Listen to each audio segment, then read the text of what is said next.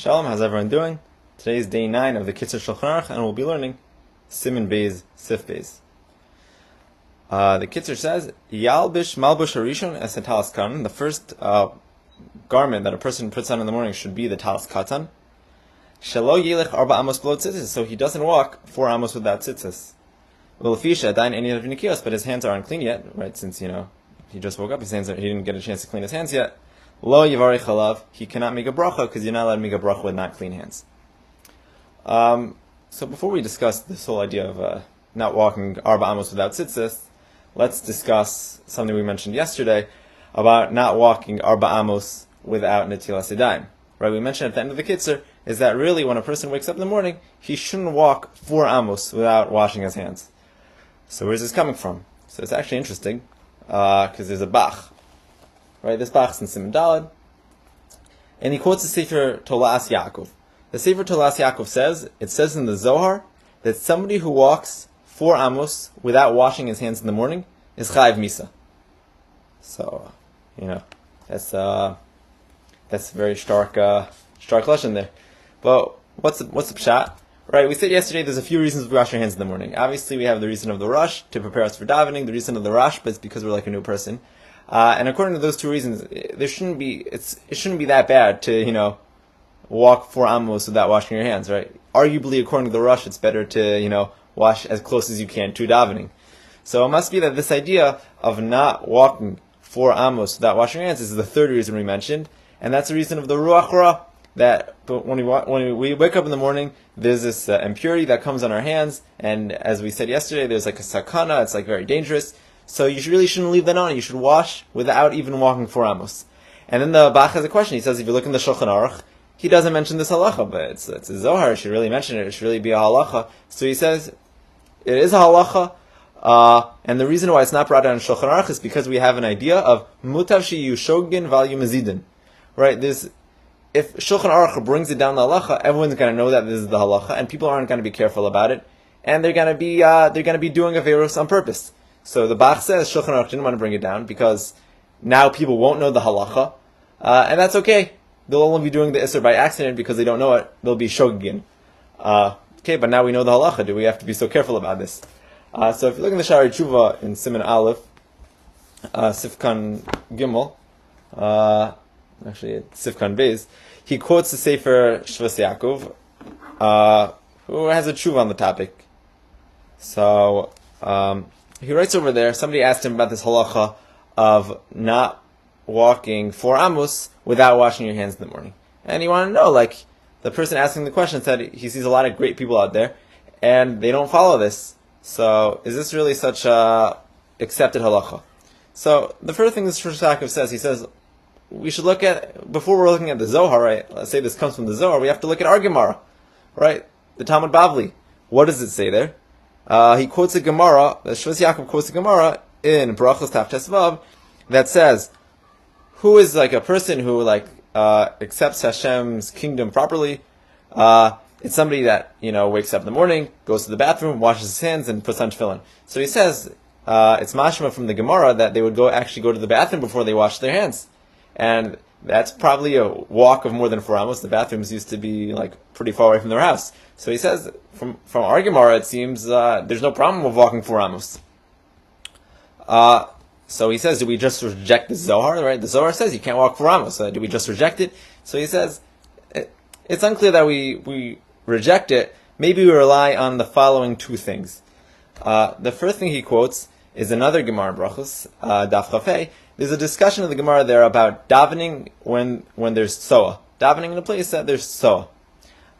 So the Gemara there quotes one opinion, and it says that if you're within 4 amos of soa, you're not allowed to daven. If you're more than 4 amos away from soa, you're okay to daven. And then we have a shita of Reb Shimon Elazar.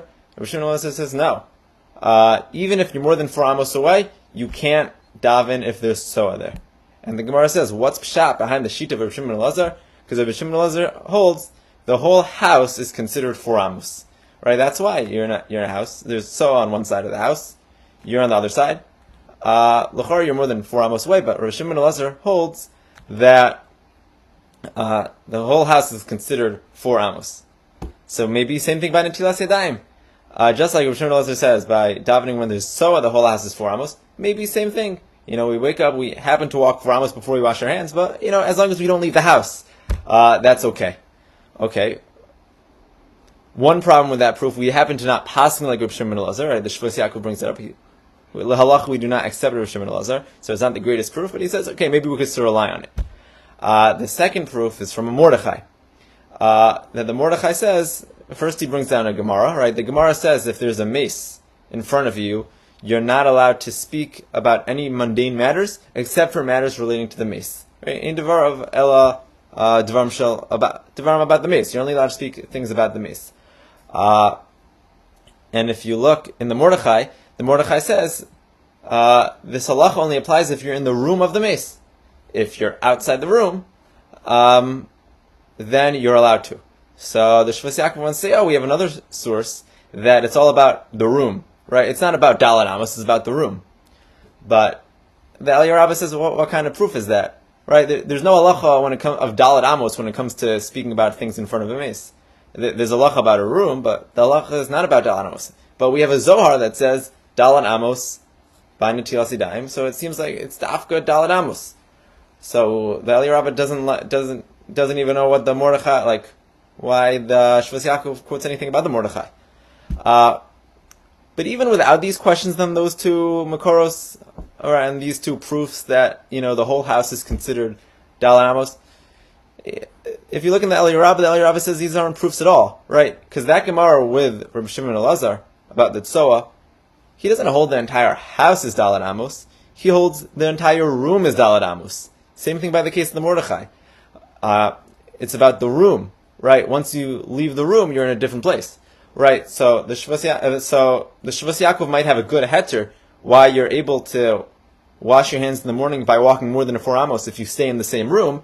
But once you leave the room, there really shouldn't be a heter, and we should, according to everybody, we would be going against the Zohar.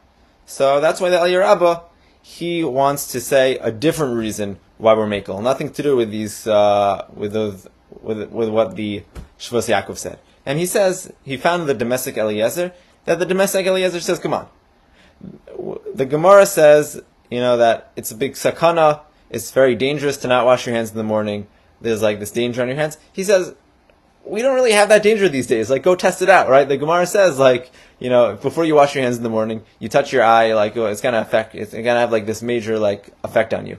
He says, it really doesn't happen, so, obviously we still wash our hands, but maybe this whole idea of walking 4 amos, maybe, we could be a little makel about that. Right, we still keep the din that we wash our hands, but this whole idea of not walking 4 amos, maybe we don't have to keep that din. Right, a lot of people quote B'Shem the Gra, that there was a Maaseh, that there was this ger, and he was killed al Kiddush Hashem, and the Gra said, something so holy happened that this person was killed al Kiddush Hashem. There's a little less of this ruach ra, this sakana went away. So maybe this is a possible heter. Why it's okay to walk 4 amos without washing your hands in the morning, because it might have applied at some point in history, but now we know it's not a sakana, so we don't have to be so careful about it. So that's possibly another heter. Another heter that we could bring, that the Birkei Yosef says, is that if you look in the Zohar, it doesn't say this, right? The Bach quotes the Zohar that says, if you walk Dalet Amos without washing your hands, you're chayav misa. Look through the entire Zohar, you will not find that. It happens to be the closest thing you'll find, and that there is a Zohar. The Zohar says that, you're not supposed to say a bracha without washing your hands in the morning. Right? That's the closest thing you'll find. You will not find this idea of not walking Dalet Amos. So, that could be possibly another heter. So far, I think we have 4 heterim. 1, the Bavli seems to reject this. 2, we have these Gemaras that seem to say that at least the entire room is considered 4 amos. 3, we have this domestic Eliezer that the sakana doesn't apply these days. And 4, we don't even know where this Zohar is. So therefore, maybe one could be mekel. So I'll just read the maskana of the Eliyah Rabbah though. Right, the Eliyah Rabbah says in his maskana is that, somebody who's like a Yirei Shamayim, somebody who's a Yirei Shamayim should actually be machmir and make sure not to walk Dalan Amos before washing his hands. So that's what he says. And the Mishnah Berurah also says the same thing. Somebody like a Yerushalayim should lechanchila be careful about this. But then the Mishnah Berurah also says that it shouldn't come to like a kula. You shouldn't do any averos because of this. He gives an example, like you shouldn't let's say your friend set up water to wash, you shouldn't steal his water. Just to get this milah of not walking Dalan Amos without washing your hands. Okay, that's in terms of Dalan Amos. Right, and if you look in the Kitzur seems to be pretty machmir about this. He says asur, right? It's asur unless like it's tzarach gadol. So he seems to be taking the approach that it's something that we should be careful about. But then he says this idea in the Seif we have today about not walking Dalan Amos without wearing tzitzis. So where does that come from? Like that also seems to be a big chumrah. So there's a Gemara. The Gemara in Shabbos Kafir Ches Amud Beis. Rav Nachman said like I should really get a reward since I'm so careful about mitzvah tzitzis. And if you look in Rashi, there Rashi says it means that he wouldn't walk Dalan Amos without tzitzis on. So yeah, it's clear from the Gemara there that this is Amidas Chasidus. But it's Amidas Chasidus that some people do, right? If you look in the Torah, even the Torah brings down this idea that like there are these people that they didn't want to walk 4 amos without tzitzis, so they would the Torah actually brings down, they would actually put on tzitzis without washing their hands in the morning. Right? It seems like the best thing to do if you want to do everything right is you wash your hands within 4 amos, then you put on tzitzis right away. But the Kitzur seems to be talking about a case where somebody he's not doing this chumrah, or he's not doing this din of walking Dalan Amos without netilas yadayim, so he is going to walk Dalan Amos, but at least he wants to get this midas chasidus of putting on tzitzis within Dalan Amos. But obviously if he does that, he can't say a bracha since his hands are not clean yet. And one is not able to say a bracha with hands that are not clean. Okay, shkoyach.